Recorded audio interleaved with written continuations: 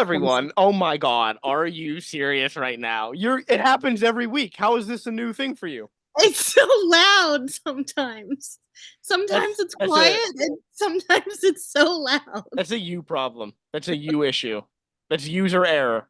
Hi everyone. Welcome to episode 35 of the Nothing to See Here podcast. It's Frankie. Hi. It's Hannah. Did you guys hear the news? See, here's the thing. You gotta introduce yourself this time. Oh yeah, I do. My name's Amanda. Hi. Wow, we got her. It's been Hannah, 35 episodes. We've trapped you. You trapped yourself because we also have a special guest this week. Oh, hi. Yeah, my name's Erika. Everyone say hi, Erika. Hi, Erika. Hi, thank you for having me. Yeah. Well, funny enough, this is the same Erika that we talked about on the last episode. It is. It hasn't come out yet, so. Oh, okay. I was about to say, I didn't think I listened to that one. Yeah, but by the time this is out, it will have come out. It will have come out. I was just sharing your commentary that you text me. Oh. So. Do you have any new comments you would like to say live? Wait, me? Yes. Comments about what? I don't know, the new episode, the show. Oh, you mean on the show? The new Scooby and Scrappy show? It was awful. No, our show. Oh, your show? Our show. About nothing. Yeah, I actually really enjoy a lot of the episodes. Like, there's a lot of cool stuff on it. I've been jumping around all over the place, so I haven't really been listening to it in order. But yeah, like the pirate one, the best worst pirate you've never heard of. That one's my favorite so far. Wow, that makes me very happy. I have to say that makes me so happy because Hannah and I talked about this last week. My episodes are the least listened to. By far. I'm fine with that, by the way, but like by far. I mean, well, the ones with Amanda's Disney fanaticism there's something, right? I will say, we finally did hit 20 listens on Spotify for an episode. Which one? Our first Scooby-Doo episode. Yes. That feels right. Yes. That does feel right. Oh my god. My favorite episode so far is probably Jeff the Mongoose. No, it's the Cleopatra one. Really? Yeah, I think I'm really funny in it. My favorite episode. Spoilers, haven't listened to it yet. My favorite episode is the I glitch in the Matrix. Oh, that one's good too. Because I've lost my mind, and now I haven't recovered since. We can't. Have you listened to the glitch in the Matrix episode yet, Erika? No. Okay, we can't reveal. Oh, you're in for a treat. Before we move further, you were gonna say something, Amanda. Before we do, I would like to say we got a comment on our YouTube channel. Is it a good one? We did. It's a comment correcting me because I was wrong about something. Was this on one of your wrestling episodes? What'd you say? Was it on a wrestling episode? It was. It was on the last episode. Welcome to Pasta Mania. That one's doing well over on YouTube, Frankie. I'm glad. I told you guys that Raw that week wasn't on because Nitro and Raw aired against each other. I told you that it wasn't on because of the dog show. I was wrong. It was the US Open. It was tennis. Let's be honest here, though. It'd be better if it was the dog show. It would be. The dog show would have put up a fight. I think being preempted because of tennis is worse than being preempted than because of a dog show. Whoever left that comment, thank you so much. Yeah, thanks for leaving. Hey, I don't care. If I'm wrong, correct me. I'll admit it. No, I do almost zero research beyond watching things, unless it's like an actual research-heavy episode. But if it's just watching things, I just watch it. Yeah, your Doctor Who episode was pretty research-heavy. Fuck off. Oh, I watched the latest episode of that show tonight. Oh, so good. So good! All right. Can I? Yeah, you're going to give us news, so go on. I was going to give you news. Gordon Ramsay got into an accident. I saw. No. He got into an accident, and he was only saved by his helmet. And he released a video. If you watch the video, he lifts up his shirt. His entire stomach is just black. It was Oh my gross. gosh. It was gross really looking. gross. That meat was darker than any meat he's ever served at any of his restaurants. It was. I saw the video and I didn't have audio on. I just see him lift up his shirt. And I'm like, oh my god, what the fuck happened? I had to turn the audio on. It looked like a burn victim almost. It's just purple. Like, you know, the purple of a bruise. His whole fucking stomach is just like purple. There's a little bit of pink, like a little bit on the side that he's not facing the camera on, but it is just wholly purple. So I'm only mentioning this because I wish Gordon a speedy recovery. I stand Mr. Gordon. We love him. He loves Uncle Roger. I love Uncle Roger. I also think he hates James Gordon. So also that's a stance I can get behind. Yeah. From all of us here at Nothing to See Here, Gordon Ramsay, we're rooting for you. Yeah, get better. Get better, man. Get better so you can yell at more people. And maybe lend your voice to a GPS system. Or I feel like I'd go where I need to go faster. You don't drive. I feel like the people who drive me would get where they needed to go faster if Gordon Ramsay was yelling at them through the GPS. well, perhaps Gordon Ramsay should lend his voice to a Scooby-Doo film. Hey, Bobby Flay did it. You can't let Bobby Flay do it and not you, Gordon. Come on. Yeah. That's how Hannah was trying to segue us into talking about Scooby-Doo, and you both are still. Yeah, we'll do that often. Yeah. Yeah. It was a good segue. It was. It was a good, nice- Hannah. I'm sorry nice for try. ruining it. Nice try.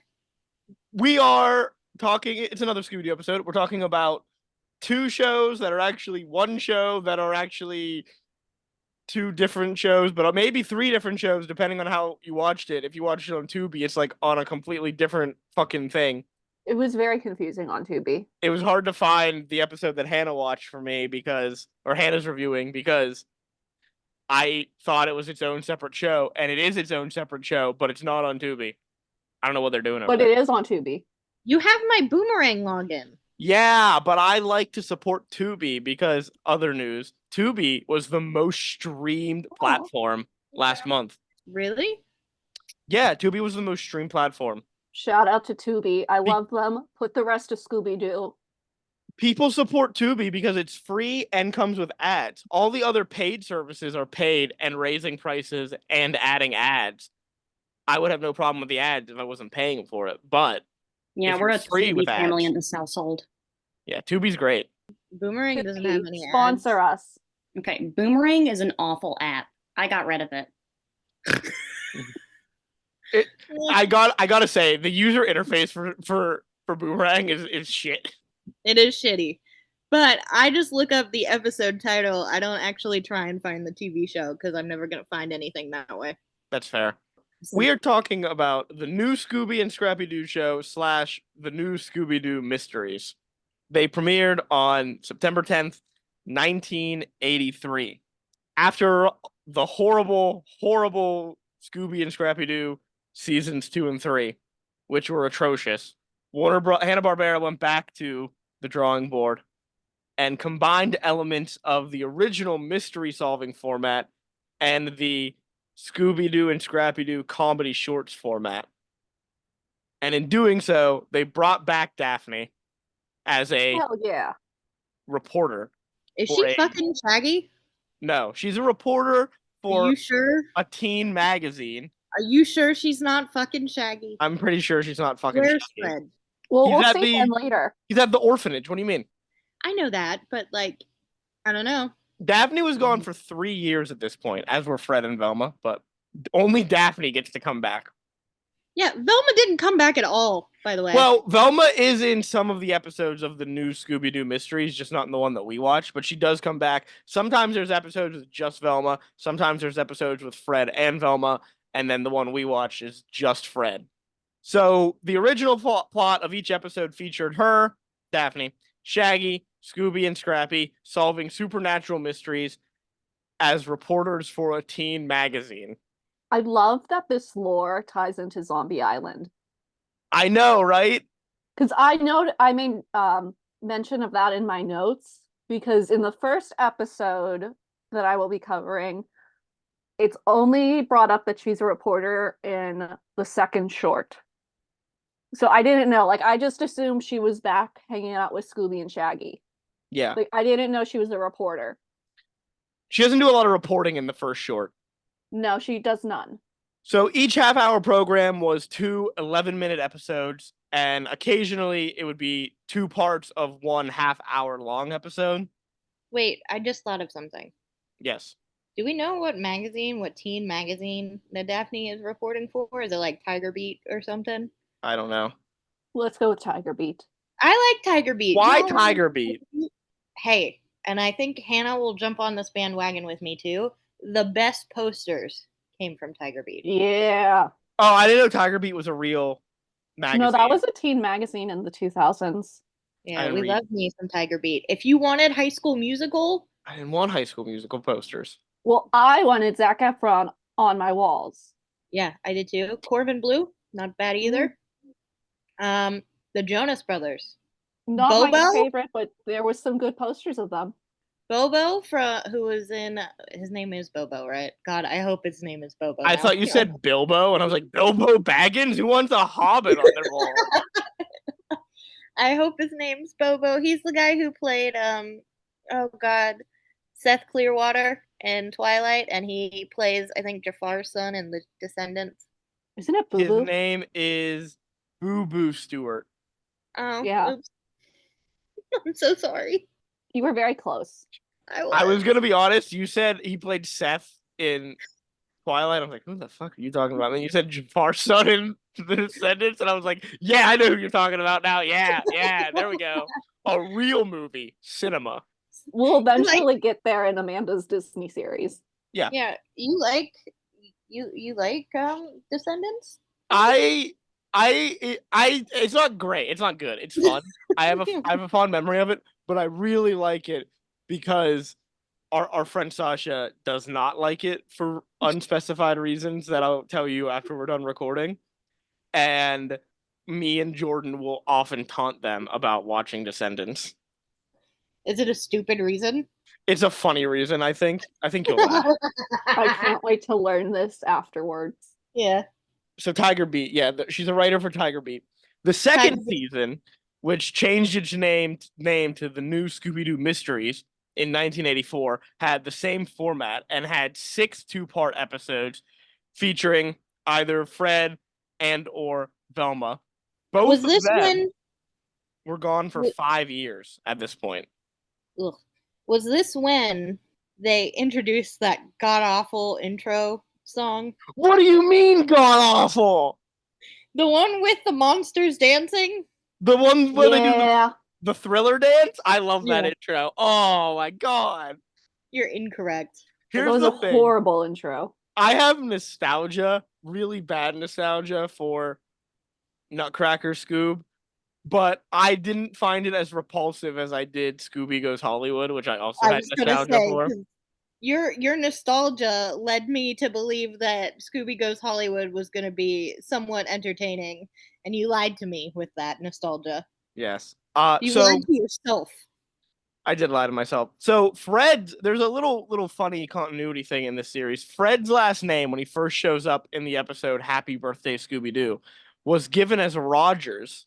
And then in the same episode, they correct it to Jones because I guess the writers realized, oh, fuck, Shaggy's name is Rogers. Not an episode we watched tonight. No, not an episode we watched tonight. Cast of the show, there's 3 main people. They do multiple voices. Obviously, the voice of Fred, voice actor for Fred, returns when Fred shows up.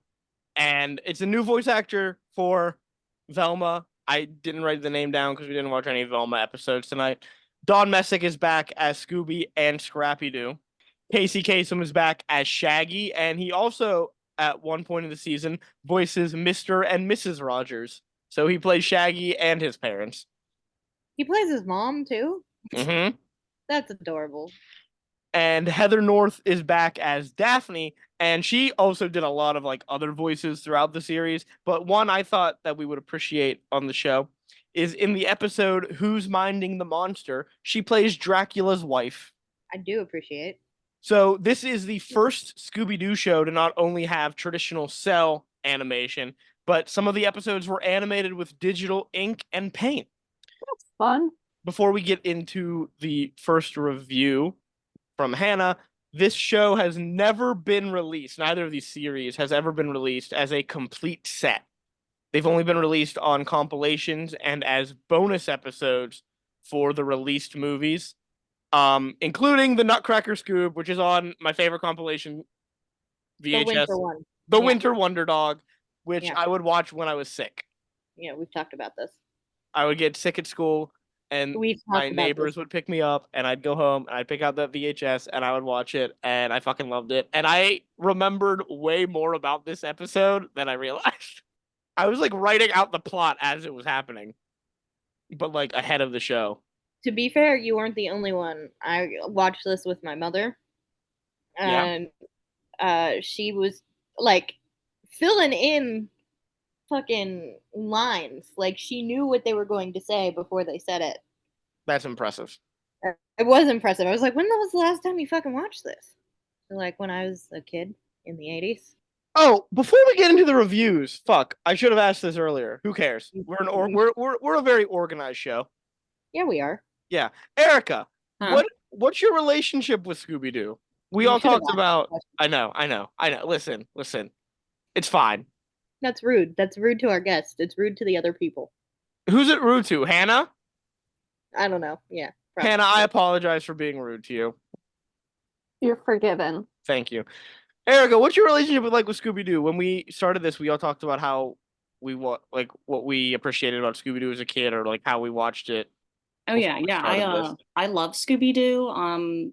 Like I watched the show a lot when I was younger. The Scooby-Doo, Where Are You? The original, and Papa Named Scooby-Doo. I was all over that. And then I would read. There were like little books that came out too. I would read those. I forgot about those. Yeah, those were awesome. I had a few of them. I forgot about those. Memory has been unlocked. And then of course, like Scooby-Doo Zombie Island, Witch's Ghost, the Space Invaders, Cyber Chase, amazing. And then the 2 live action movies. Oh my god. I probably watched the first one, like the first live action, probably like once a year. I think I watched both of them.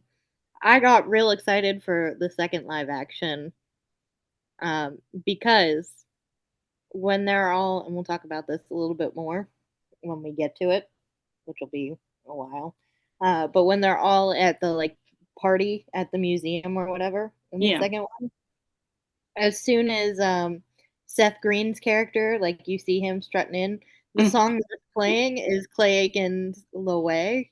And if y'all know anything about me, I love Clay Aiken. I am Aiken for Clay. I am a claymate. I love Clay Aiken. Did you just say you're a claymate? I am a claymate. I love Clay Aiken so much. I was so upset whenever he did not win American Idol and he lost to Ruben Studdard. I recently saw them both when they came to Pittsburgh in January, and that was really cool. But also, This is our 35th episode. 36th if at the point of this time you count the one bonus episode I've managed to fucking put out there. You've been the most heavily edited of any of us. That might have been the worst thing you've ever said. That you're a claymate. Can I explain why I said that? No. You're gonna live with the shame. I'm gonna explain it anyway. Okay, and then I'll finish right after you. Thanks. So I love Clay Aiken, obviously. My mom told my dad that I loved Clay Aiken. And it was probably pretty obvious to him as well. So my dad would make a deal with me. He would take me to go see Clay Aiken concerts if I would go with him to see Dave Matthews concerts. It's a win-win. I like Dave Matthews, so it really wasn't me sacrificing anything. Granted, the marijuana smell at Dave Matthews concerts is a little much. But when we first went to the first Clay Aiken concert, there was a guy who had a jean jacket on, and in Pink Bedazzled, On the front, it said Aiken for Clay, and on the back, it said Claymate, and it was his picture. So I always joked with my dad that I was gonna make him a jacket one day to prove that we are Claymates. We were gonna have matching jackets. I just think it's a fun play on words, and I will never forget that man's jacket. I think Amanda needs to draw herself in this jacket so I can post it on Instagram. You know what? I That is will an make idea. what's the idea? That you draw what Hannah just said. I was seconded. Oh, you okay. were seconded. Okay. I was thinking I just make the jacket and wear it. Whichever you want to do, as long as it can go up on Instagram. I'll have to find a jean. Now I have to go thrifting. All right. I'll make one for Frankie too. No, I wouldn't wear it. What do you have against Clay Aiken? I don't have anything against Clay Aiken. I'm just not a Clay Aiken fan. I'm not a Clay Aiken hater or a Clay Aiken fan. He's just there. You're not aching for Clay? I'm not. I'm aching from this conversation. I think Frankie has beef with the term playmate more than anything. Yeah. Are you offended by it, Hannah? It's a funny word. I want it nowhere on my body. Anyway, Erika, you were talking about your love for Scooby-Doo, and I really interrupted. No, you're good. You're good. No, I always love hearing a backstory about Amanda. Oh, wait. Before you get back into it, real quick, and now that I have a fellow person who also loves this movie, I'm just gonna bring this back real quick. Frankie, you need to watch Rock and Roll. Oh my God, you have to. Okay, and I'm joining this. You gotta watch Rock and Roll. I refuse. You can't. I can refuse. You can't. That's so mean. Why would you refuse? It's so good. Nothing about it seems good. That's how I can refuse. Wow. That's mean. Remember how Hannah said you had to watch Repo? Yeah. Okay. I'm saying you have to watch Rock and Roll. And now Erika is seconding this. But guess what I haven't watched yet? Erika watched Repo. I haven't watched Repo or Rock and Roll. So I'm a little upset with you. Okay. Okay, Erika, continue your Scooby-Doo. Oh, yeah. Yeah, so actually a couple of years ago I had an idea where I was like, I love Scooby-Doo and there's so many shows. Like, I'm going to try to sit down and watch all of them. So I got the Boomerang app, horrible app. It froze on me like every 5 minutes. It's the worst. You got to fix your shit, Boomerang. I'm sorry. It's just, please do something about it.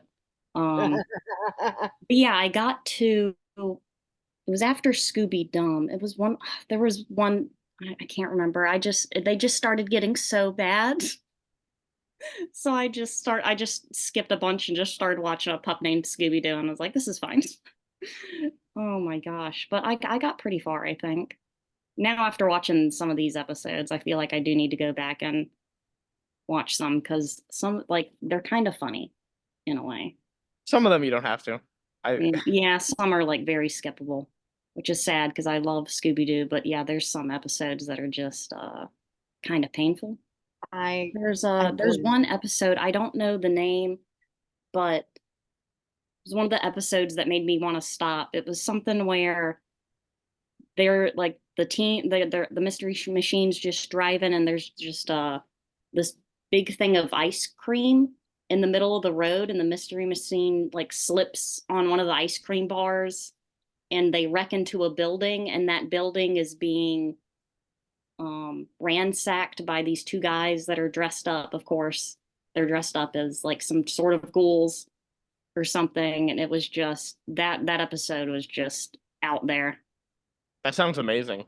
I wish I need to. I'm gonna figure out what episode that is so I can like get that information instead of just like talking out of my butt. But hey, we opened the show with me being corrected, so if you want to talk out of your butt, that's fine.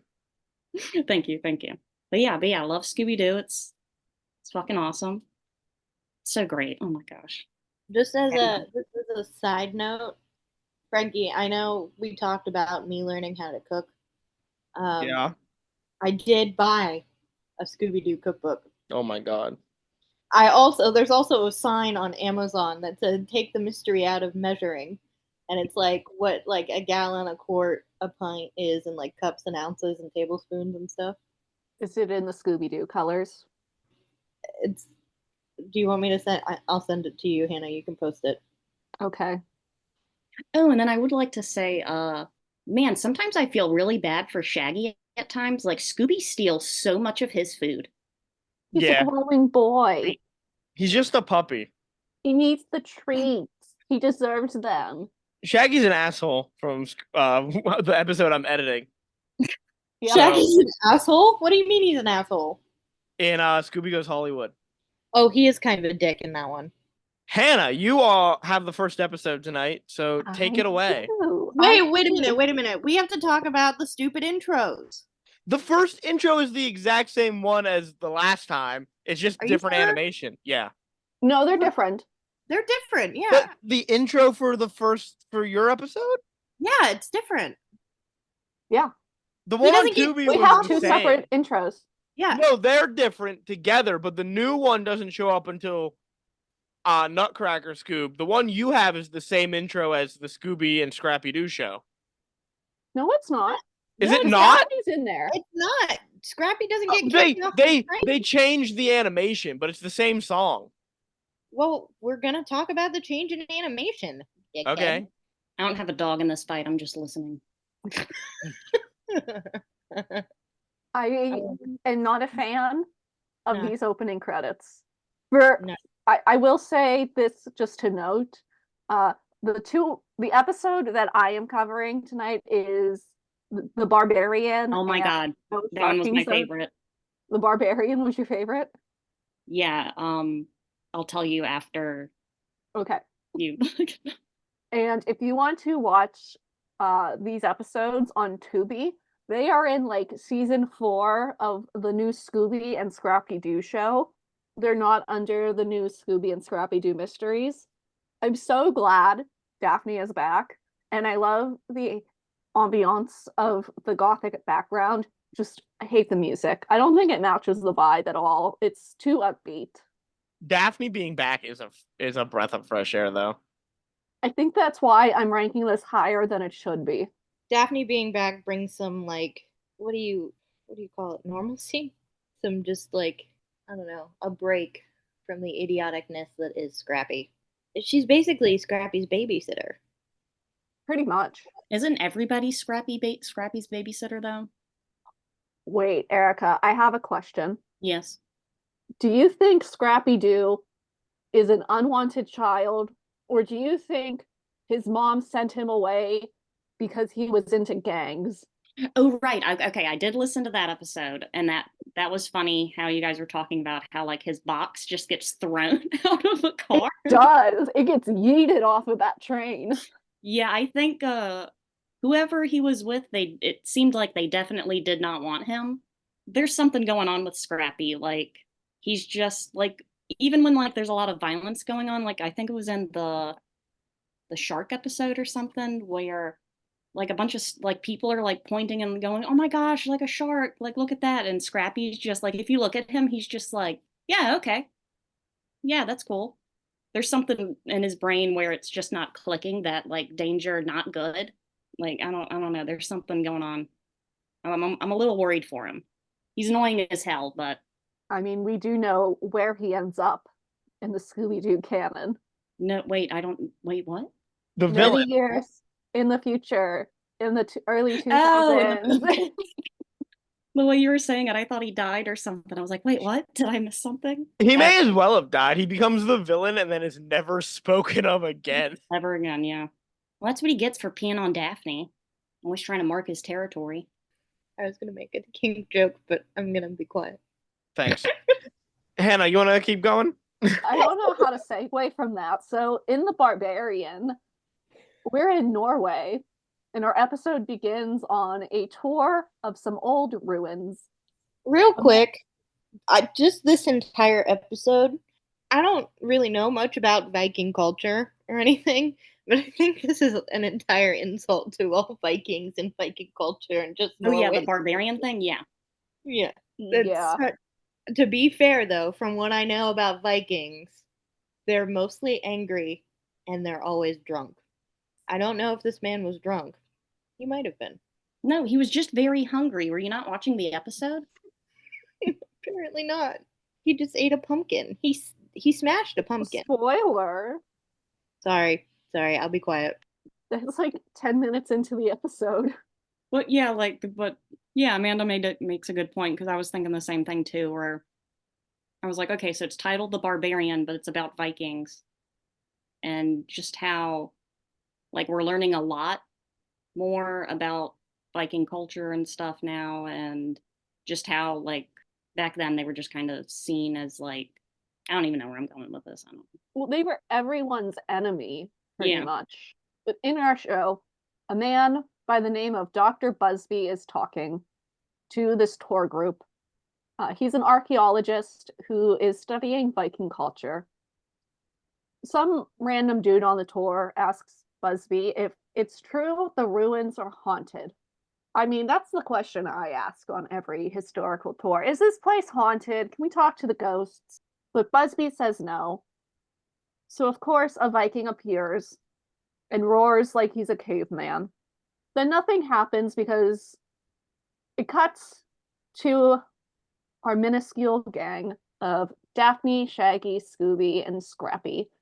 And they're in the mystery machine going to visit the ruins. Shaggy's in the front of the van and he's like, fuck archaeology. It's nothing but digging up a bunch of old bones. He's right. Scrappy, go ahead. I mean, technically, I'm a big fan of archaeology, but like by the literal definition, he's right. They do just dig up a lot of old bones. That is true.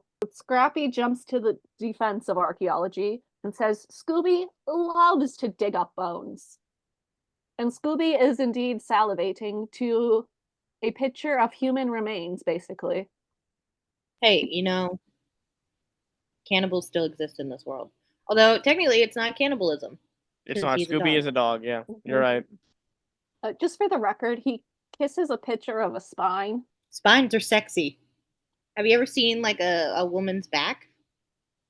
See, but a spine feels like the worst bone for a dog to eat. A femur, on the other hand. Why a femur? Because it's got the traditional, like dog bone shape, kind of. But it's also like very hard to break your femur. So it would last a good long while. I always think that like a rib would be good because if you like break off one of your ribs or somebody's rib and then throw it, it could like boomerang it. Too easy to break a rib, though. Yeah, one of the thicker ones. I hear that breaking your femur is like the worst pain imaginable right next to like childbirth. Yeah, that's why I think the femur is the best bone to give a dog. It's hard to break. They could use it for a good long while. Don't dogs normally eat like, this is probably more of a Hannah thing. Don't they eat like deer antlers or like pig ears or something? Yes, you can go and get those at pet stores. Pig ears is just cartilage, isn't it? I believe so. So maybe a human ear. I think the fuck not.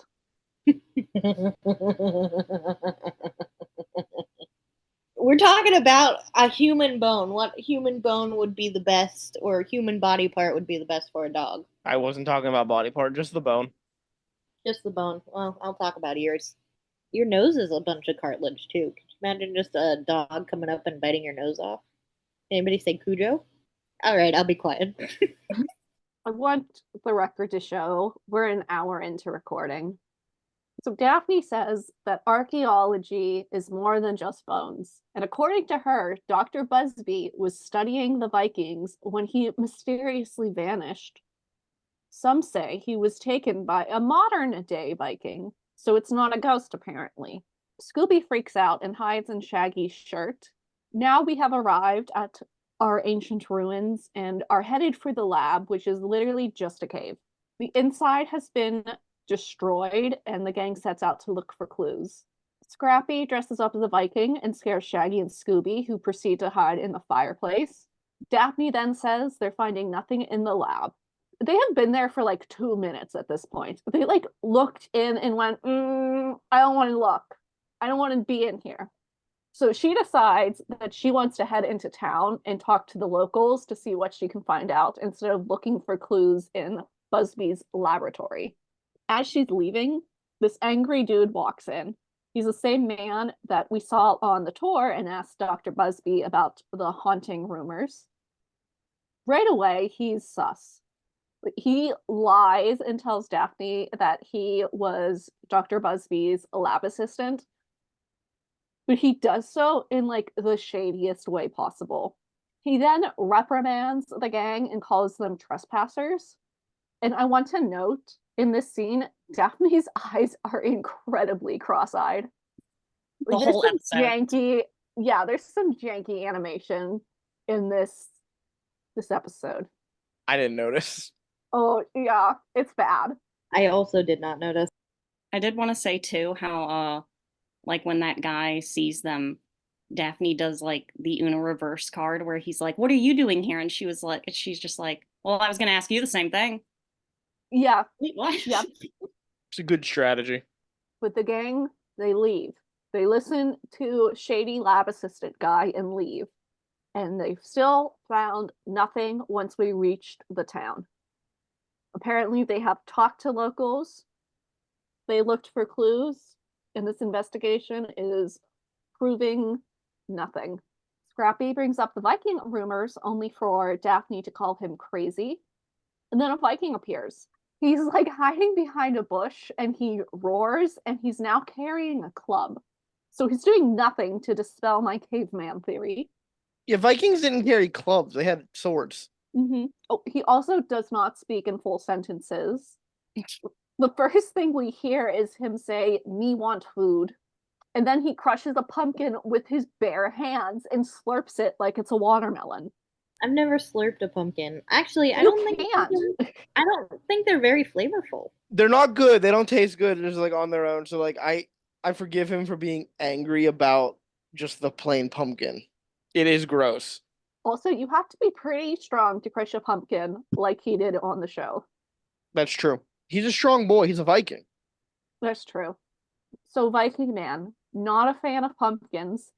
So all the pumpkins were in this cute little like cart with wheels on it.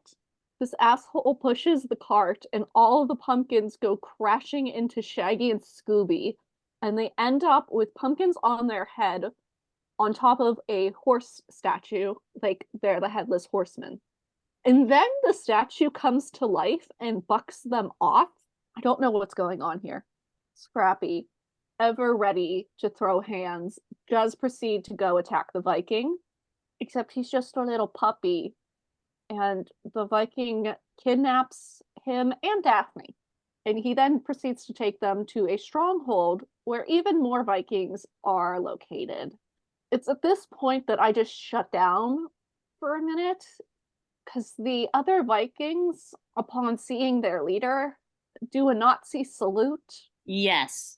Yeah, when I was like, what is okay, we're all right. I had to stop and rewind like 5 separate times to make sure I was seeing what I was seeing. And I missed this. This is why I've loved this episode, because the amount of times I had to pause or rewind something too many times. Well, earlier this week when I was doing my notes, I sent to our group chat to tell Amanda that she had to watch this episode. Because normally if she doesn't have to do notes for a Scooby-Doo episode, she doesn't watch them. That's not true. That was one time. And then you proceeded to tell me you didn't want to watch it. Even after I told you this episode was wild. Yeah, you missed a banger if you did not watch this. I think Amanda watched it this time, right? Yeah, I told you I watched it. I watched it. I watched it as well, but I did not see the Nazi salute. Are Erika and I the only ones who saw this? Yeah, I mean, I trust this scene. Yeah, they very clearly did a Nazi salute. Yeah. Good work, guys. Good work over at Hanna-Barbera. Daphne and Scrappy are sent to the dungeons, and Shaggy and Scooby have followed them. The two boys get chased by more Vikings. They manage to lose said Vikings, but not before they steal their clothing. So they now have disguises to be able to sneak into the Viking stronghold. Locked in the dungeon, our shady lab assistant has returned and comes to talk to Daphne and Scrappy. He reveals that he's done nothing to harm Dr. Busby yet. At this point, we keep jumping very quickly back and forth between Shaggy and Scooby and Daphne and Scrappy. So if I seem all over the place, that's why. Shaggy and Scooby are seen by the head Viking who thinks they are new recruits and they have to prove themselves by playing tug of war. That is the traditional Viking test of tug of war. Mm-hmm. Daphne and Scrappy break out of their cell because the ring of keys is literally right by the door. Literally right there. Yeah. They did not try to hide the key from their prisoners. It's like on the Andy Griffith Show when they have the town drunk Otis would like let himself out every morning. Yeah, pretty much. Except he was allowed to do that. Yeah. So Daphne and Scrappy walk like 2 feet away and discover a metric fuck ton of diesel fuel. No explanation to that just yet, because we're back to Shaggy and Scooby, who have to beat 4 Vikings in a tug of war or risk falling into a massive pit. Also, if this is a test like that they have to participate in, it's a shit test because the other 4 have a clear advantage. Yeah. They haven't proved anything to become Vikings. Yeah. This is not a fair test.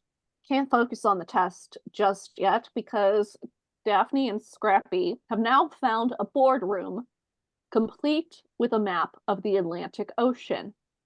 They also find Dr. Busby. I'd like to point out that's a map of the world. Yeah, Yeah. right? Like, I was like, what are you talking? What are you talking?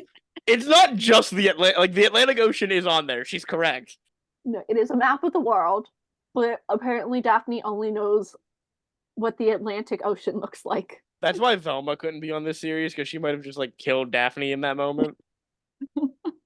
So these 3 team up and begin to search for an exit, but they split up again so quickly. Daphne and Scrappy go down one tunnel, Busby goes down the other. Yeah, that part. That was one of the parts I had to pause. Like, so you came here looking for this guy, you finally find him, and the first thing you want to do is split up. But yeah. I mean, that's what the gang always does, right? They always split up. It was Scooby-Doo without it. What is happening? I questioned my sanity a lot watching this episode. Also, I'm suspicious of Busby at this point because he seems super shady. Why wasn't he locked up? Why is he just in the boardroom? Yeah, he was just casually walking around and they're like, oh, hey, look, it's the missing person. So back at the tug of war, Shaggy and Scooby fail. But by failing, I mean they have like flown over the pit and into the 4 other Vikings, and they've made a giant. They basically tackled them without tackling the Vikings, and somehow Shaggy and Scooby's disguises have been torn off. But Shaggy, who was clearly shirtless and pantless a frame before, magically has his normal clothes on again. Well, you don't realize that the horse came alive because Shaggy is indeed a wizard. So he summoned the clothing to him. He summoned the clothing. Okay. I thought you were going to say he was wearing one of those muscle shirts. God, imagine Shaggy in a muscle shirt. That'd be weird. Do we need to jump forward to the live action again? But that's wrong forever. All right. Never mind. You're right. You're correct. Go on. Look at my muscles, little man. Scene was the best part of that film. Obviously, Shaggy and Scooby have been found out, and they begin to run. Back with Scrappy and Daphne, these 2 are walking up a seemingly endless staircase when Shaggy and Scooby run into them. They all fall back down the giant stone staircase and into a waterway where the Vikings have docked their boat. Everything seems like it's going to be okay because there's means of escape right there. But no, the Vikings have found them. The gang attempts to escape via boat, but it's tied down. Scrappy gets captured. Scooby then Tarzan swings into the head Viking to save his nephew, and he and the main Viking dude end up in the crow's nest. At this point, the villain begins speaking normally and in a different voice, and he says he's scared of heights. I mean, I feel that, brother. It's not the crazy thing that happens, though, because the boat then begins to rise out of the water, and it's revealed that the boat is actually a submarine. The shady lab assistant from earlier appears from below deck and reveals the Viking longship is a disguise for the sub. Okay, and can I just make one little comment? The part where he that whole reveal happens, I rewound that like maybe 10 times, just like the dialogue. So I wrote it down where Scrappy says, "Oh boy, we're on top of a submarine," and you just hear a voice say, "We're not on top of it. This Viking boat is part of it." And then he jumps out and goes, "It's a disguise." He says it so, It's so bad. so funny. Oh my god. This episode is so bad. No, Daphne and we must share a brain because she was clearly thinking the lab assistant was the villain too, but he's not. He's just some suspicious man. A really suspicious federal agent. Yeah, he said he Yeah. was with the Navy or something. Yes, he is from the Navy Department, and we soon discover he was sent to recover this stolen submarine. So we caught the baddie. That's good. Yeah, Scooby unmasks the Viking, and it turns out to be Busby, aka Busby the Pirate. You think he would have changed his name? I'm just saying. Have a Oh, you don't cooler think that's a pirate good name. Pirate name? I don't think Busby is a good pirate name. Send shivers down my spine. What should be his pirate name? Anything else? I think if he had just added, like, how in Princess Bride it's the Dread Pirate Roberts. I think if he had just been the Dread Pirate Busby, that'd have been fine. Just adding the words Dread Pirate in front Yeah, of it? yeah. Well, Did Dread. you Go just, ahead. just real quick? This guy's name's Busby. Have you guys ever heard of Busby's chair? No. Really? I'm the only Is it one a who knows torture about it? device? No, it's not. It's called the Dead Man's Chair. It's an oak chair that is supposedly I cursed know this by chair. by the murderer Thomas Busby before his execution by hanging in 1702. The chair is actually on display, but a couple Oh, of is it on people- display at my favorite place, Zach Baggins Haunted Museum? Let me look. Isn't it over in like England? It is in England. Oh, Wait, so that's- he was hung and then he cursed the chair, or It was he his hung- favorite chair. It was It his was his favorite chair. favorite So when he chair. was hung, people think that he cursed it. But people have sat in this chair and have died. Was he? Well, everyone dies. Was he near the chair when he was hung? I don't know. The So chair is said to how did be he curse the chair? What? okay. I'm just telling you what I know. Says that it's supposed to have been remained in use for centuries at Busby's Stoop Inn. Due to the many deaths that were attributed to it, people sitting in the chair, the landlord donated it to the Thirks Museum in 1978. If you sit in this chair, you will die. Yeah.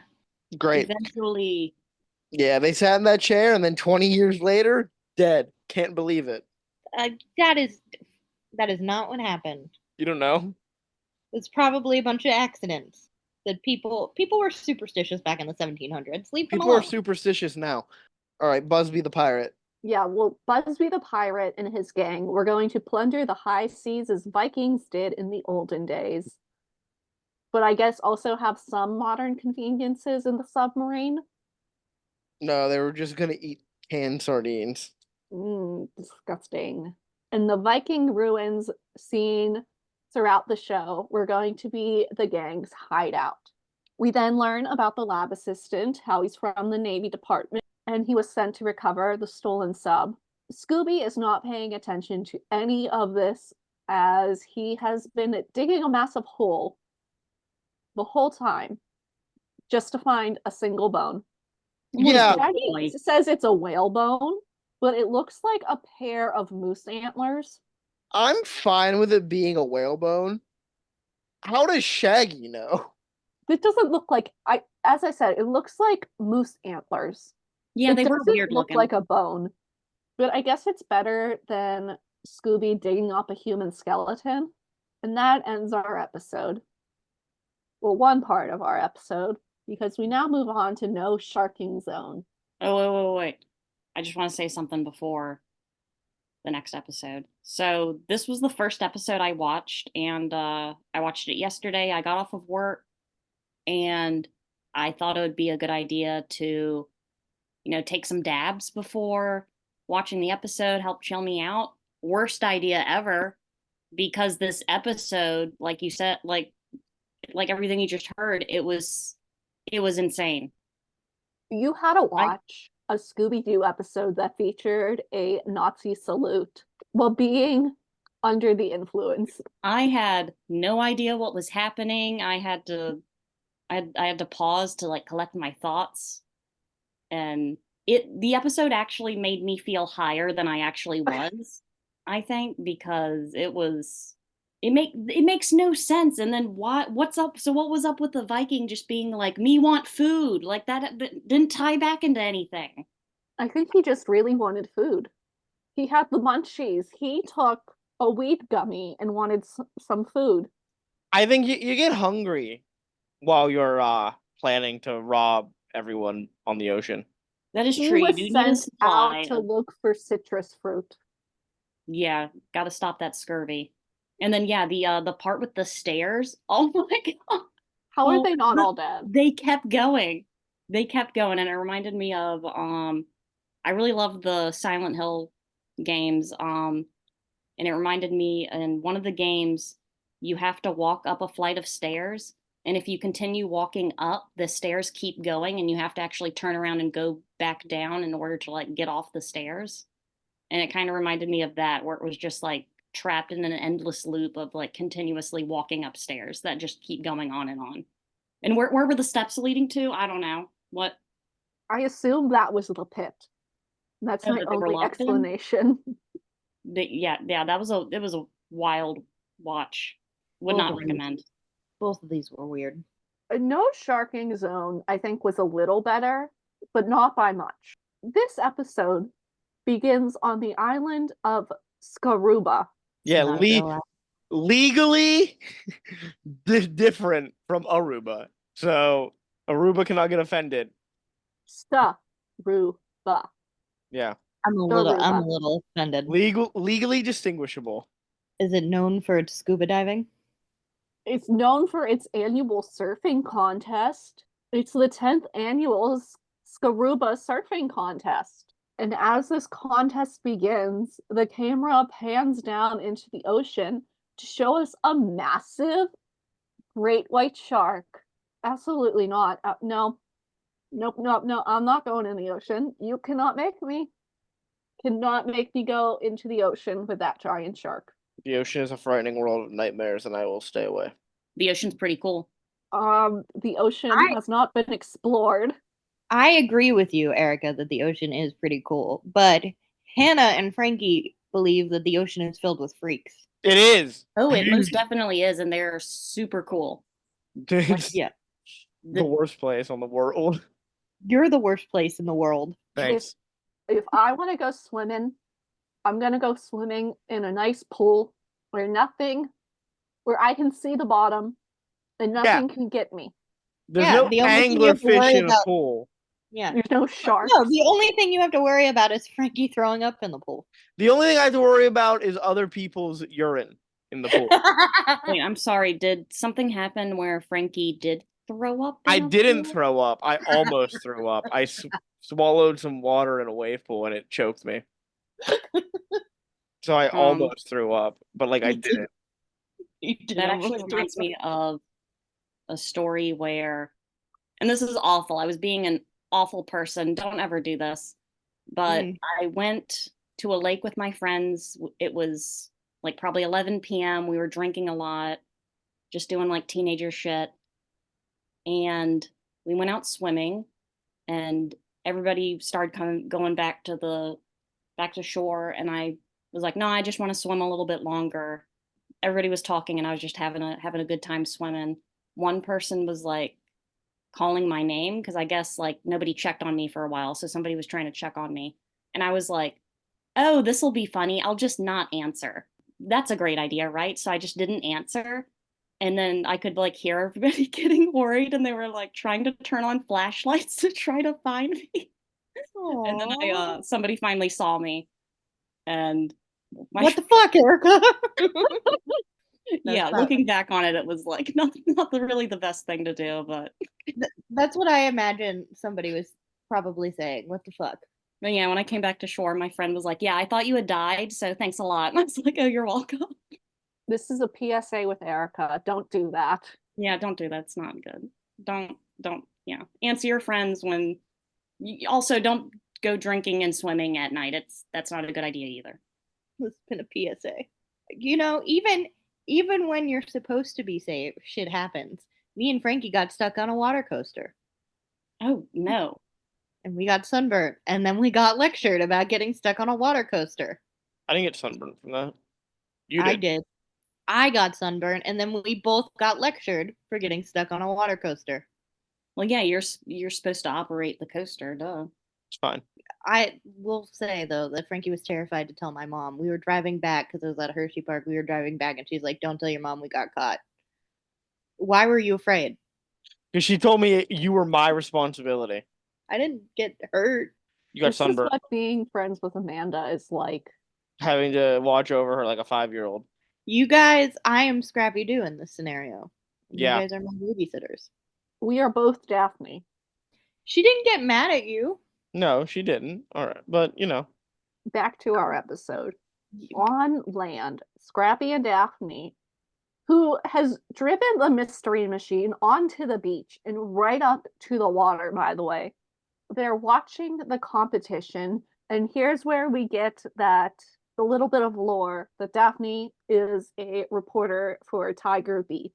Shaggy and Scooby are Daphne's camera crew, and they have film equipment in a boat. Daphne has sent the two alone to get action shots of the competition, but they paddle into a giant wave. And this actually got a little chuckle out of me because Scooby holds up a megaphone and tells the wave to hold on so he can open an umbrella, and the wave listens to him. It stops in its tracks and only moves again when he says it's okay. that's a respectful wave. Mm-hmm. That gave me got a little chuckle out of me. Yeah, if you respect the ocean, it respects you back. I have a healthy respect for the ocean. I stay away. We offer Poseidon some tributes every now and again, so it doesn't come to kill us. At this point of the episode, we just look at some rocks. Just some rocks, where there's a seaweed monster. And back with Daphne, she goes up to the grandstand to talk with Prince Rupa. I can't understand what name she says, so I'm gonna Prince Ruba of Skaruba. Well, I'm gonna say his name is RuPaul, so he's now Prince RuPaul. He's not happy with Shaggy and Scooby being out in the ocean because they're ruining the competition by being in the way. They're just taking out surfers. They're injuring people. Yes, the duo caused two surfers to crash. One falls into the ocean, and the other gets catapulted back to the beach and lands in a pile of seaweed. We find out that the dude who was catapulted is named Cowabunga Carlisle, and he's a world-class surfer. Cowabunga is pretty chill about what just happened. Like, he's very good-natured. He's not mad about losing the competition at all because of someone else. Or he's also not mad that he was just catapulted out of the ocean. Scrappy hands him back his surfboard. On it, we see two C's made from black rocks. Scrappy asks about the rocks. He asks what they are called. Cowabunga doesn't know and rushes off to catch another wave. Back in the water, we briefly see a shark fin. Then we cut to this random female surfer who yells at Shaggy and Scooby to get out of her way. She jumps off her board and into their boat, and Shaggy and Scooby end up on her surfboard, Scooby being on Shaggy's shoulders. Then the woman notices a shark and alerts Shaggy and Scooby about the great white shark. The shark is basically riding the wave and trying to eat our favorite duo, and everyone is freaking out. In classic Scooby fashion, he twists up his tail and uses it as a propeller to escape. They launch onto the beach and end up in a hot dog stand. RuPaul closes the beach, cancels the rest of the contest and festival, much to Scrappy's dismay.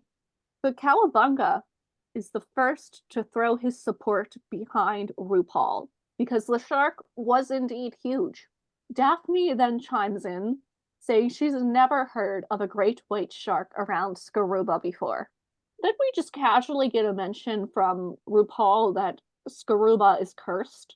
According to him, the curse has to deal with the long-lost treasure, a great white shark, and a seaweed monster. At this point, Shaggy and Scooby are ready to leave, but Daphne refuses to go until she figures things out. So the gang take a boat out onto some very, very choppy water and plan to dive under the ocean into a rocky reef to see if they can't find the treasure. It's our first mention of Scooby snacks, because Shaggy and Scooby refuse to go into the water until they're offered Scooby snacks, which Daphne proceeds to throw the whole box into the water, so the two dive in after it. Dude, that pissed me off so much. I was like, oh, okay, they're all soggy now, Daphne. Well, they're in a cardboard box. They'll be fine. RuPaul, Cowabunga, and a random lady we've never seen before watch the gang from the beach. Under the water, the gang splits up. Shaggy and Scooby go one way, Daphne and Scrappy the other way. Shaggy naturally manages to find the massive shark, so he and Scooby swim away, discover a secret cave, and meet up with Daphne and Scrappy all in the span of a minute. Also in this minute, Daphne and Scrappy have found the lost treasure. Scooby, once again, is ready to leave. The shark may not have gotten him, but the seaweed monster absolutely could. Once again, Shaggy manages to find the monster, literally walks right up onto it.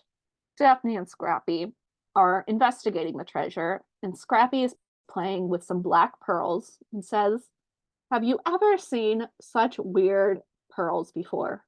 Daphne has. She just saw some this morning. Shaggy and Scooby run past them, being chased by the monster. They run into the mouth of the cave where the shark is waiting on the water. But something is off, seeing as it's, partially on land, which is real casual. Daphne figures shit out. And she somehow knows that the shark is a mini sub. The gang begin swimming back to their boat, only to be followed by the seaweed monster, now in the shark sub. We crash onto the shore, the sub is wrecked, the seaweed monster falls out, and Daphne unmasks the villain. To no one's surprise, the villain is Cowabunga. He used the legend of the curse to scare everyone off the island and steal the treasure. But if it's a lost treasure, wouldn't be stealing if he rediscovered it, right? Yeah, that's a good point. Like, that was my only thought. Like, you rediscovered it, it's yours now. Unless it belongs to the government, I don't know. Yeah, I guess it depends. Yeah. That ends. No sharking zone. Yeah, I mean, I knew something was up when Cowabunga's Scrappy comes up to Cowabunga and he's like, "Hey, what are those rocks on your surfboard?" And he's just like, "Oh, I don't know." And I was like, "What?" Like, you put them there, dude. Yeah. Well, you paid to have someone do that. You didn't even try to come up with a lie or something, and just literally could have said they're black painted pebbles. And also, if you're trying to steal, what were they? Black pearls? Pearls, gold coins, okay. Just general treasure. Yeah, I don't think I'd display.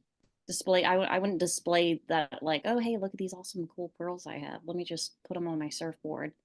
The surfboard really does me in, because out of everywhere you could possibly display them, why the one place that can easily be wrecked? Because it's his baby, I guess. I don't know. But yeah, it was a dumb move. And that's what got him caught, because Daphne remembered it. My big issue is why did both of these episodes have the villain and their plot revolve around a submarine? Submarine, yeah. I thought that same question. That was, I guess, what tied the two together. So they could put them on the same episode, same 30 minutes run, I guess. So, since the Nutcracker Scoob, which is the next one, doesn't have this same, I don't want to say issue, but to me it was an issue. I want to ask this question now, and everyone, please give your opinions. How do you? I know none of us were. Well, maybe Erika is. I don't know. None of us were fans of the comedic 7-minute shorts from last time we Oh, reviewed God. an episode. How do we feel about an 11-minute mystery? Because it felt too fast to me. It was too much happening in 11 minutes. I liked it better than the short ones. I was about to say I liked the Nutcracker Scoob better because it was two parts. So it filled the full 30-minute block. And it was just one story that was paced perfectly, timed perfectly. It wasn't too rushed, but it wasn't dragging. Where these ones, you kind of know who the villain is right away because you only Yeah. really get like two red herrings, pretty much. We talked about this during the Scooby-Doo movies. What was it, the new Scooby-Doo movies? What were those called? I don't remember now. It was But our second Scooby-Doo episode. yeah, 30 unless you're doing an actual film, which we will get to soon. 30 minutes feels like the perfect amount of time for Scooby-Doo. Yeah. Yeah, I didn't even write any notes down for this episode. That was like you said, Frankie, it just kind of happened really fast. It was okay, but I don't know, I just didn't really get a lot out of it. It's still better than those god awful shorts from last time. I don't know if I listened to that episode, so I'm Oh, it hasn't come out yet. Don't worry. Oh, right. Okay. Okay. The last time it was literally a 30-minute episode just with 7-minute shorts that had no mystery, and it was horrible. Okay, I'm gonna have to check those out. You might want to get high for them. Let's speed run the Nutcracker. Please. We have a new theme song, an actual song, not just animations. How do we feel? I'm a big Hated fan. it. Oh my God. I wrote down theme song awful. Why does Yeah, everyone hate this? I really loved bad. it. It was funky. The monsters were doing the Thriller dance. Beautiful. Who doesn't want to see the Wolfman do the Thriller dance? I liked Me. that part. Everything else sucked. Okay. So we are celebrating Christmas a little early this year. It's the Christmas episode. It's a good episode. The pageant is tonight. They're singing Deck the Halls, but it's got funky Scooby-Doo lyrics. They say Fred is singing a Christmas jingle. He's not. He's not singing at all. It's just the children singing. The orphans. Yeah, the orphans. So we're decorating the tree, setting up the stage for the pageant. Scrappy and a kid, we don't know her name yet, but it's Tiny Tina, are stealing all the candy canes from the tree. Scared the living hell out of me. Tiny Tina. You don't like Tiny Tina? No, she like levitates and she was creepy. She was like a doll that came to life. Yeah, she's not a doll that came to life. You remember hearing like stories? What was it in that horror movie where the little girl turned out to actually be just an adult woman? Yeah. That's Tiny Tina. You think she's the villain from Orphan? Yeah, I do. I do. Okay. We learned that Fred has brought everyone here to help with the pageant. Didn't invite Velma. And the pageant always includes the Nutcracker suite. The teddy bear then tells us that the Nutcracker should go on the top of the tree. The teddy bear communicating through adult orphan Tiny Tina. Okay, that part was creepy. And then in comes Winslow Nickleby to buy back the building today. He's got business to do today. Nothing better to do on Christmas Eve. No, he and his cat come in and say, bah humbug. Literally say bah humbug. Yeah. And they are going to buy this building, this huge building, for $5,000. Did we mention it's an orphanage? Oh my god, it's so cheap.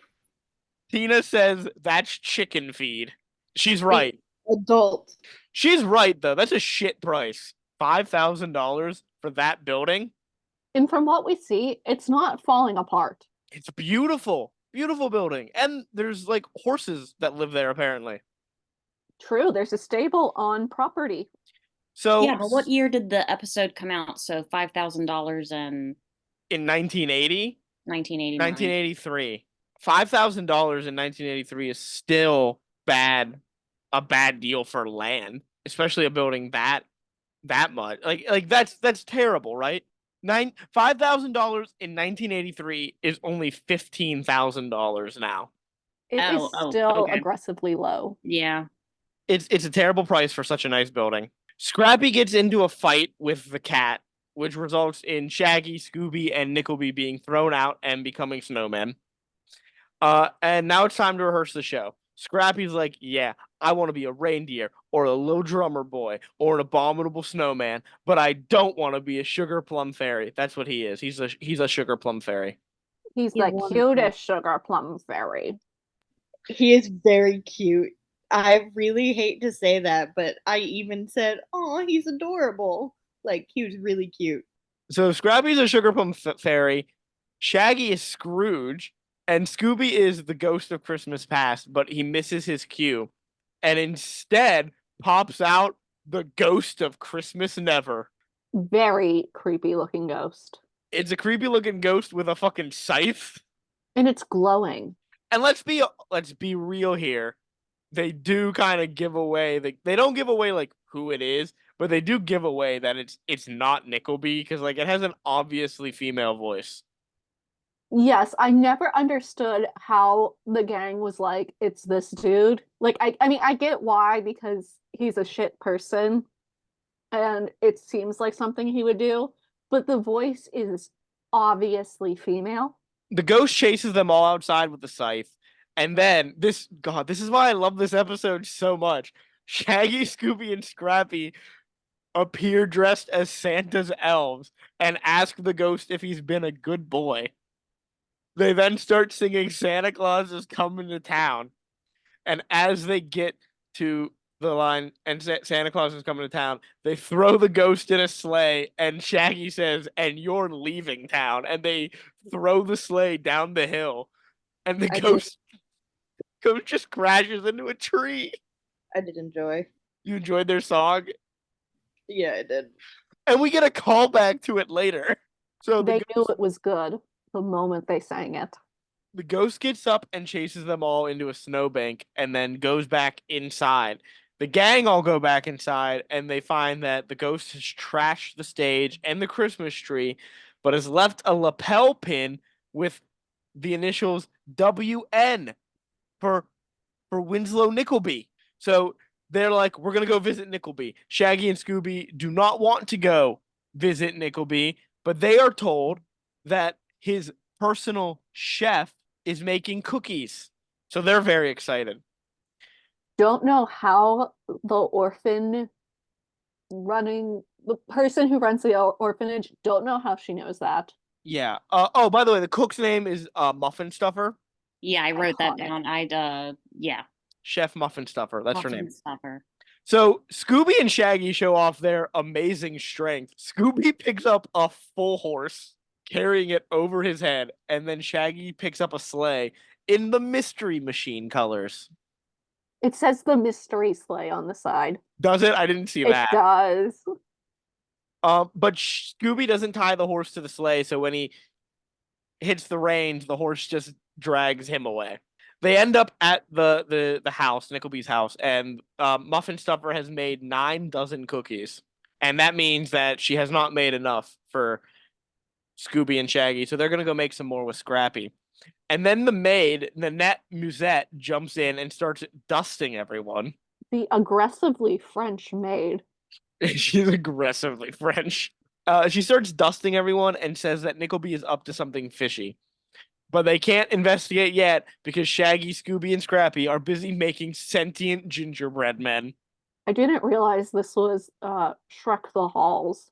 So they eavesdrop on Nickelby and his business manager, I assume, or lawyer. I don't know who this guy is.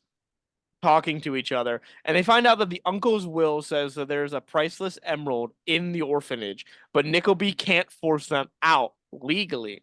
And he says, who cares about legally? They won't want to stay once our friend gets through with them.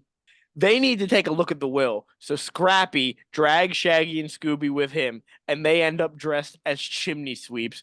No chimney sweeps were called. That's okay, though, because they can spot a dirty chimney a mile away. They start cleaning the chimney, sending soot everywhere. And the net comes in and starts dusting the soot away. This poor woman has so much work to do now.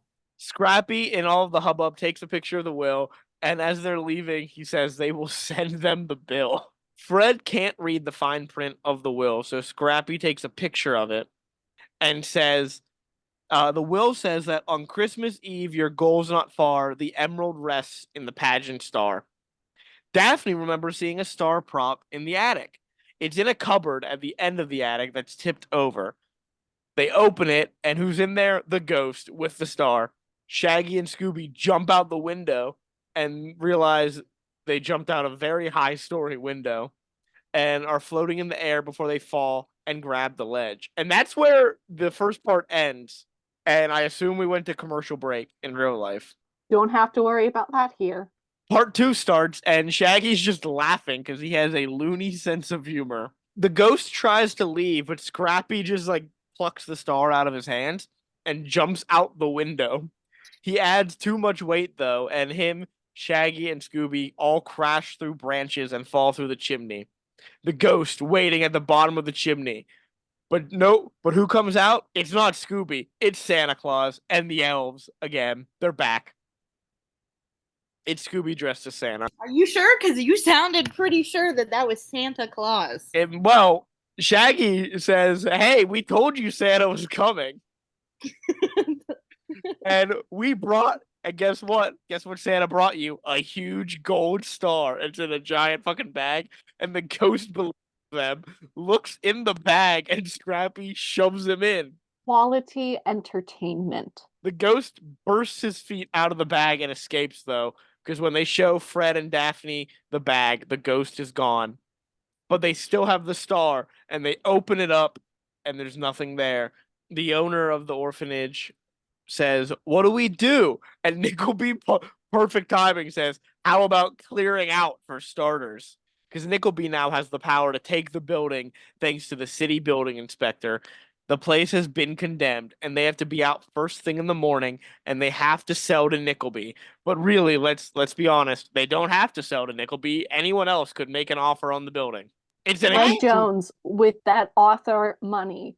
What?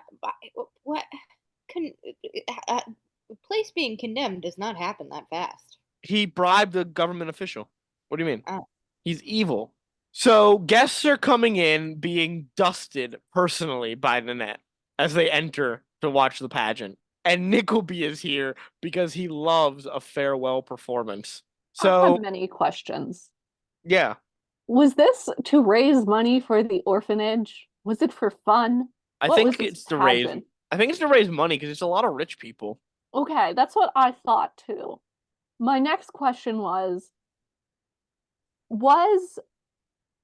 the personal chef making cookies for the pageant to serve as refreshments, and that's why they were being sent to go to Nickelby's? No, I don't think so. They only went to Nickelby's because they found the lapel pin. Okay. I'm trying to make some things make sense that don't need to make sense.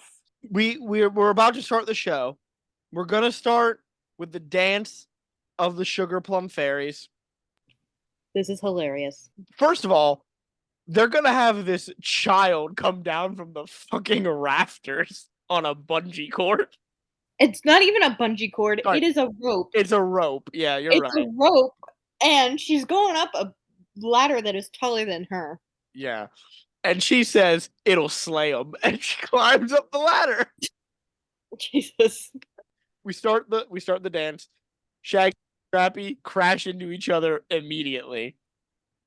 There's no actual dancing involved. They're mostly, all of them are just up in the air on rope, except for Fred. And where is Fred? Well, Scooby comes down. He's the queen of the fairies. And then a frog comes out. And Scooby touches the frog with his wand, and it becomes the Nutcracker. It's Fred. And someone loudly in the audience just goes, it's the Nutcracker, the star of the show. That woman is drunk. She showed Me up. too. She fucking pregame for the orphan pageant. Well, So she's a rich person who has to be around all those dirty, smelly orphans. that's Don't true. you know? That's true.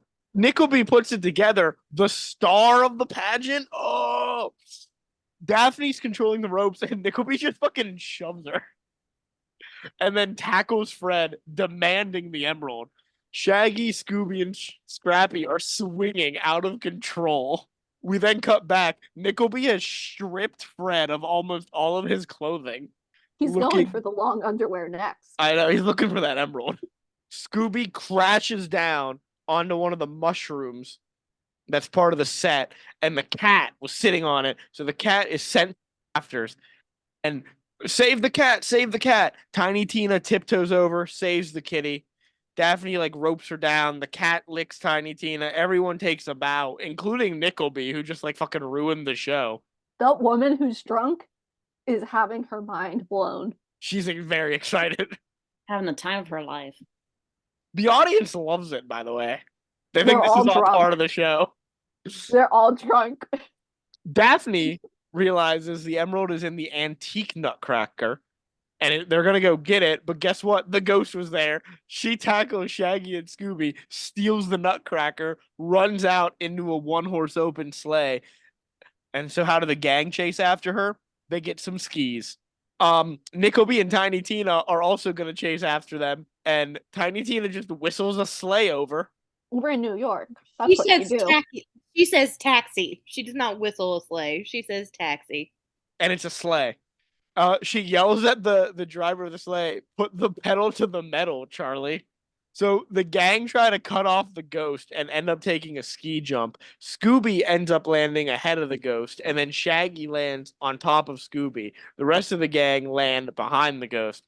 The other sleigh followed them, so they go down the ski jump, and the horse is fucking terrified. And the horse lands on Shaggy's head. Scooby tries to stop, but it ends up with him. Whoa. We're just going to brush over that. Shaggy's holding up a full-grown horse. And Scooby's holding up Shaggy and a full-grown horse. They're amazingly strong. Yeah, they were motivated. Scooby tries to stop, but ends up with all of them being thrown up into the air, and Shaggy and Scooby land on the horse that is driving the ghost sleigh. They stop the horse, crashing the sleigh. The ghost flies out, drops the nutcracker. They find the emerald inside the nutcracker, and they take the mask off the ghost. And who is it? It's Nanette. Not Nanette. Nanette says that with the emerald, it would have been Christmas every day. You see, what happened is they held the pin upside down. It wasn't WN, it was NM. So Nickleby comes in with presents for the children because he has found the Christmas spirit. All because his cat was saved. It's amazing what happens when your cat is saved. Yes. And the best gift of all is that Nickleby rips up the condemnation papers, which is, not really how legal documents work. That document is still in effect. That building has been condemned. He called his friend that he blackmailed and said, hey, never mind. He hopes the children's home will stay there as long as they like. And they do never call it an orphanage. It's clearly an orphanage. They just call it the children's home. I'm pretty sure it says orphanage on the front of the building at one point. Maybe it does, but I didn't see that. They constantly refer to it as the children's home, which makes it sound worse than an orphanage. They then give Tiny Tina her gift, which is Scooby. So the gang will miss you, Scooby, but you have a new owner. Goodbye.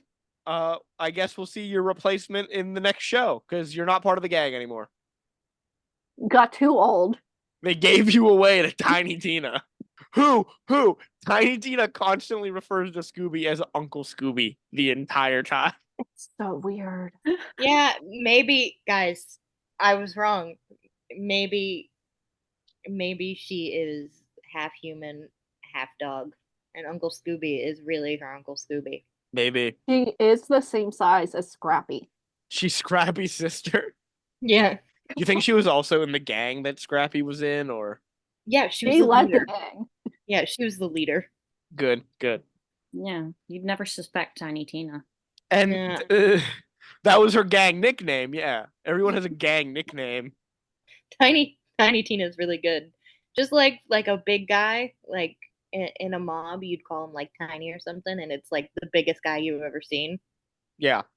Yeah. Except her, she really is tiny. So that's it. That's the new Scooby-Doo and Scrappy-Doo adventures and new Scooby-Doo mysteries, all kind of the same show, but different shows, but the same show.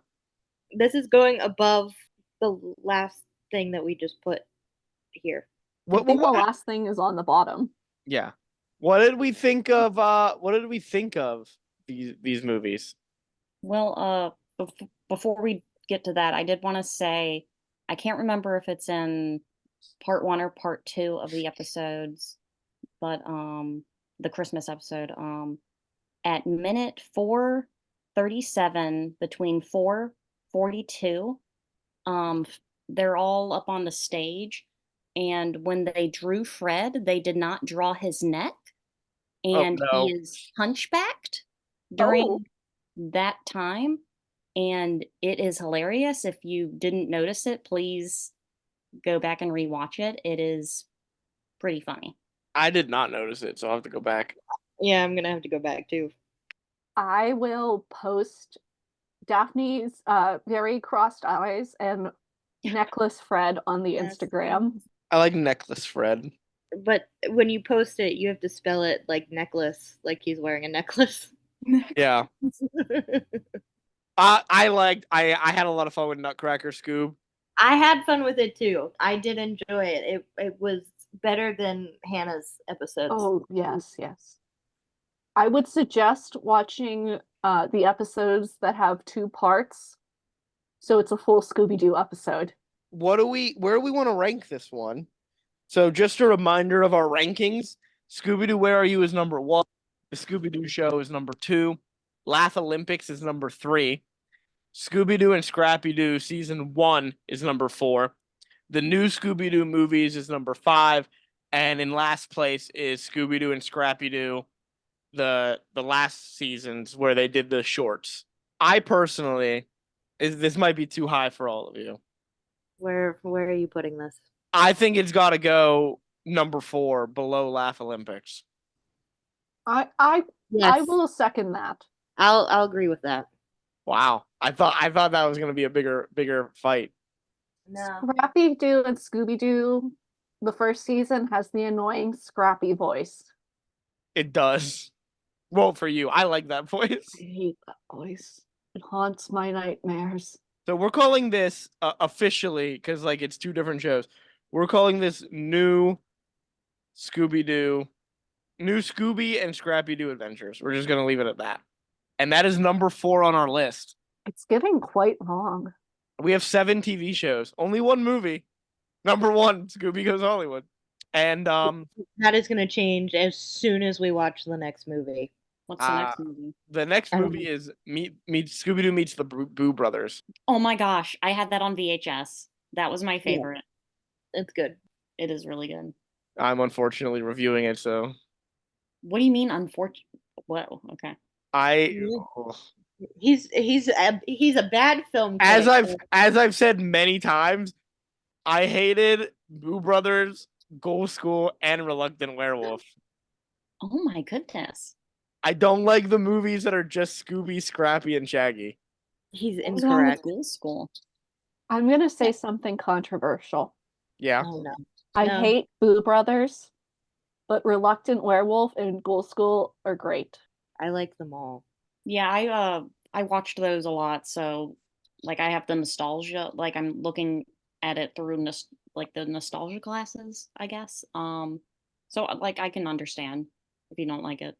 Next time on Scooby-Doo, in a month from now, we're doing the 13 Ghosts of Scooby-Doo. Hell yeah. I'm so excited. I'm Who's very doing that? excited as well. You and Hannah are doing that. Oh fuck. I hate when I have to review episodes because that means I actually have to take notes, and I'm so bad at taking notes. I know. I'll say this now. I'll probably say it again when we get to the episode, but I just want to share it. 13 Ghosts of Scooby-Doo is the first of the series that has an actual storyline going through it. And it's unfinished. Well, they did finish it. Not really. Eventually, they do. They finished it? When did they finish it? There's a movie. What? In like 2019. Yeah, we'll get to it eventually. There are Is it- two. What movie is it? It's called Scooby-Doo and the 13th Ghost. Oh, Jesus. I want to say this now because of different things, and I don't want to be called out on it later on. So I'm putting the warning out now. 13 Ghosts of Scooby-Doo and Scooby-Doo Mystery Incorporated are the two shows that have a running storyline through both of them. Yeah, I liked Mystery Incorporated. Yeah. Good With show. With Scooby-Doo Mystery Incorporated, we are doing only the first 2 episodes because I do not want to.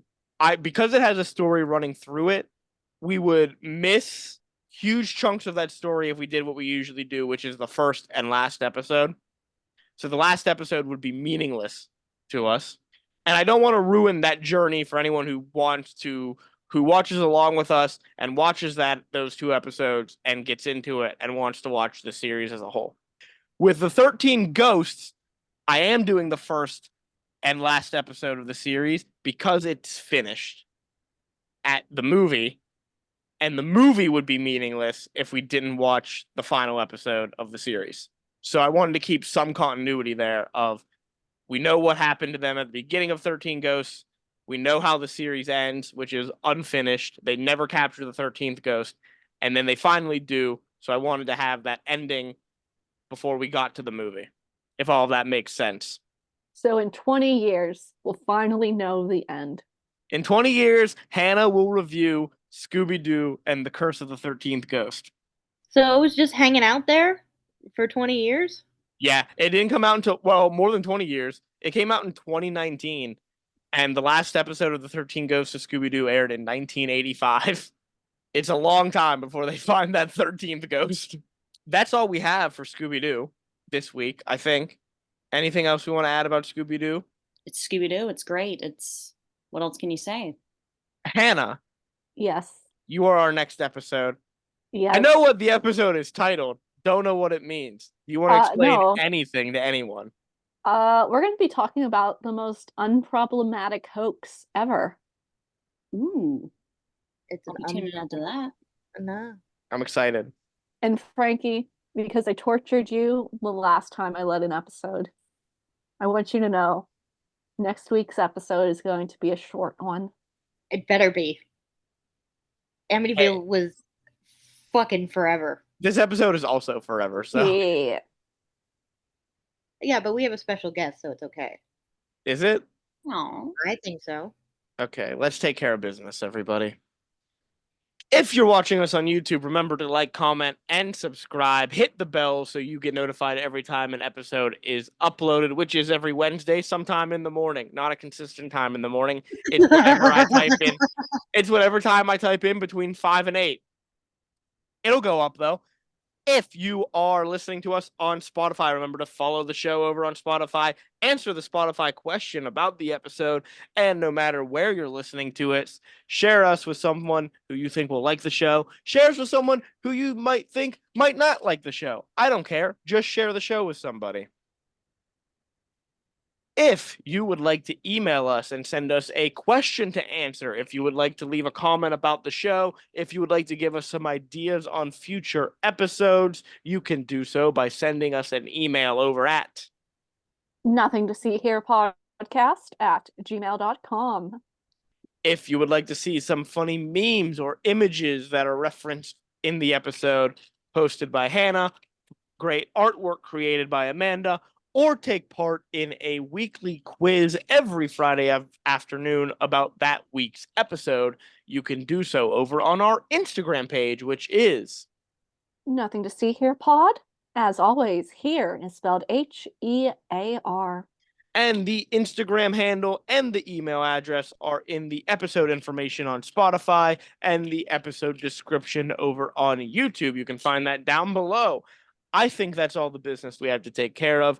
Join us next time for an unproblematic hoax with Hannah.